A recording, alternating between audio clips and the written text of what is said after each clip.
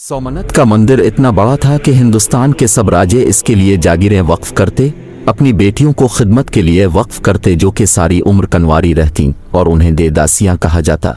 हर वक्त 2000 ब्राह्मण पूजा पाठ करने के लिए हाजिर होते और 500 गाने बजाने खूबसूरत औरतें और 300 कव्वाल मुलाजिम थे।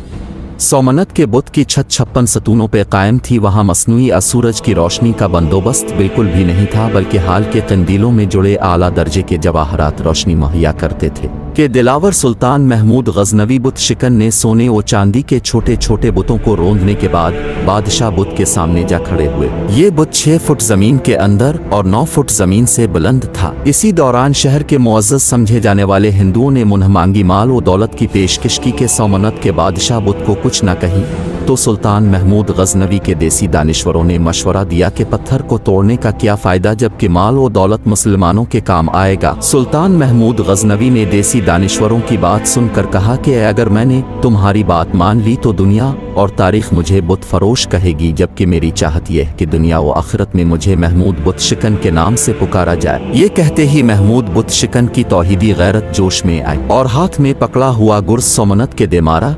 इसका मुंह टूट कर दूर जा गिरा। फिर सुल्तान के हुक्म पे इसके 2 टुकड़े किए गए तो उसके पेट से इस कदर बेश बहा कीमती हीरे, जवाहरात और मोती निकले के जो हिंदू मुअज़्ज़िज़ीन और राजों की पेश करदा रकम से 100 गन्ना ज्यादा थे। महमूद गजनवी ने वो बुत तोड़ा जो फतह मक्का से एक रात कबल बन्नू उमिया के सरदार ने कबा से ट्रांसफर करवाया था कि उसे संभाल के रखना, हम लेने आएंगे।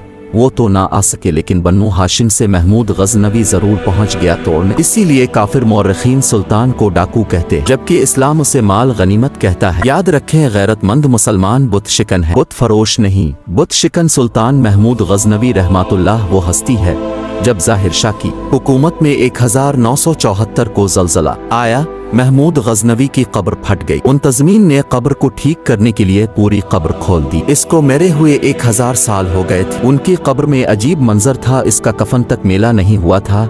1000 साल बाद भी इसका कफन वैसे का वैसा ही था। हाथ सीने पर था और कफन सीने से खुला हुआ था। ऐसा लगता था कि जैसे इसे आज ही कोई कब्र में उतार कर गया है। इसके हाथ को हाथ लगाया गया तो वो नर्म व नाजुक था। सारी दुनिया में इस बात की खबर फैल गई। अल्लाह के दीन, मुल्क व मिल्लत की हिफाजत करने वालों को अल्लाह दुनिया में भी और आखिरत में भी बुलंद मकाम अता करता है। अल्लाह पाक हम सब को अमल नेक करने की तौफीक दे, आमीन।